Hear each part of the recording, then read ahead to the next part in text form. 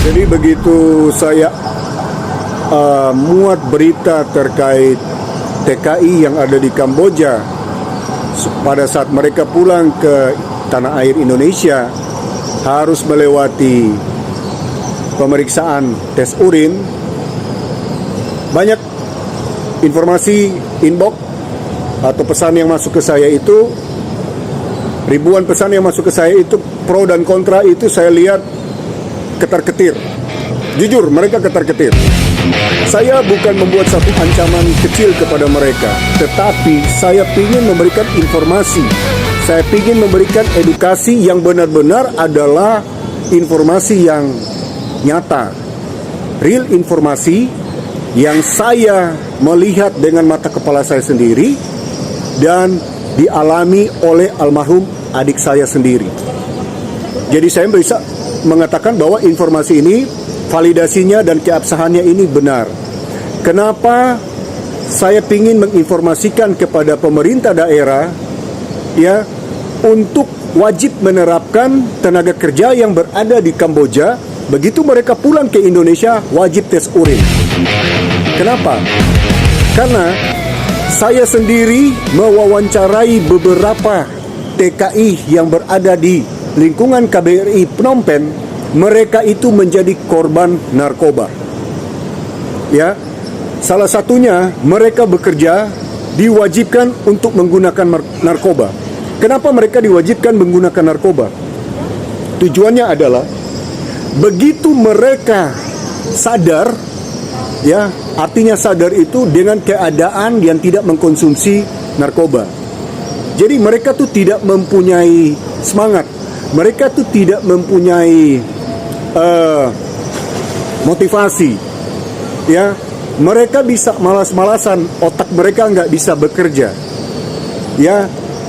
Begitu mereka dikasih narkoba, mereka mempunyai, ibaratnya adrenalin mereka itu berubah. Yang tadinya penakut bisa jadi berani, yang tadinya dia tidak aktif bisa menjadi aktif, yang tadinya dia tidak punya akal, dia bisa punya akal. Jadi itulah salah satu alasan kenapa sindikat di sana itu memberikan mereka itu narkoba. Ya, tujuannya seperti itu. Kedua, tujuannya mereka diberikan narkoba itu menjadi salah satu hutang buat mereka. Salah satu hutang dalam pengertian secara tidak langsung mereka pakai nggak gratis, bro. Ya, bayar. Dan itu menjadi catatan kasbon mereka. Ya. Setelah itu, baik mereka juga mencapai target atau tidak, mereka mempunyai layanan untuk waktunya mereka dikasih entertain. Kasih masuk klub, kasih minum, kasih mabok, kasih enjoy, ya. The next day, besok atau lusa kerja lagi. Dan kerjanya mereka itu diforsir, bahkan lebih dari 12 jam.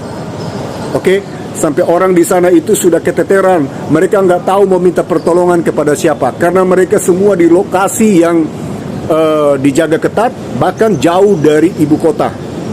Jadi mereka nggak tahu mau minta tolong kepada siapa lagi.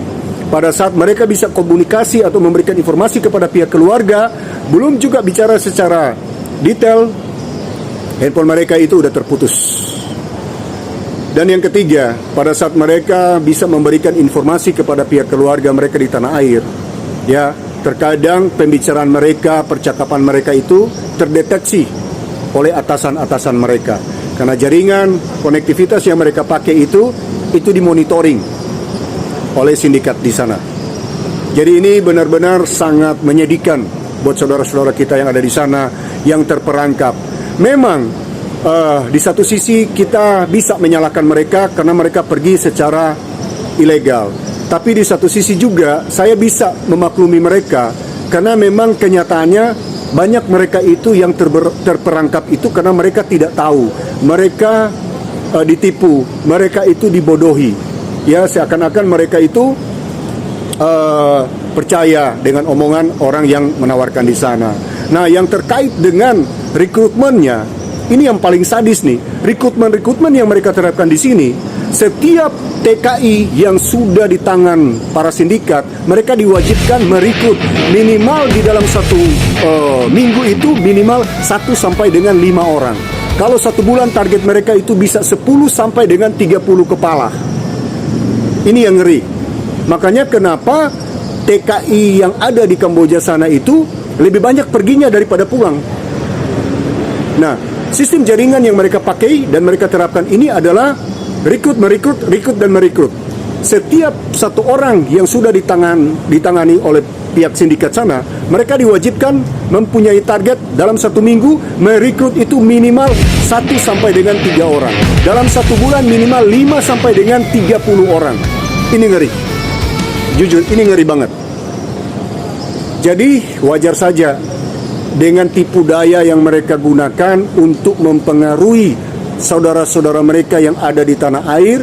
Dengan tipu daya mereka berusaha untuk mengkalang-kabuti teman-teman mereka yang ada di tanah air. Tujuannya apa? Supaya mereka mencapai target rekrutmennya mereka. Ini benar-benar ngeri, saudara-saudara. Ini benar-benar ngeri, teman-temanku. Ini benar-benar ngeri, saudara-saudaraku. Jadi kita harus lebih menjaga saudara-saudara kita. Begitu kita bisa mendengarkan informasi, jangan sungkan, jangan ragu, jangan takut. Berikan informasi ini kepada aparat kita setempat dan informasikan kepada saudara-saudara kita, sahabat-sahabat kita, bahkan seluruh tanah air kita supaya bisa mendengarkan niat baik kita untuk membantu sesama kita. Oke, dari saya terima kasih. Saya akan lanjut di informasi berikutnya pada sesi video saya berikutnya. Dari saya terima kasih.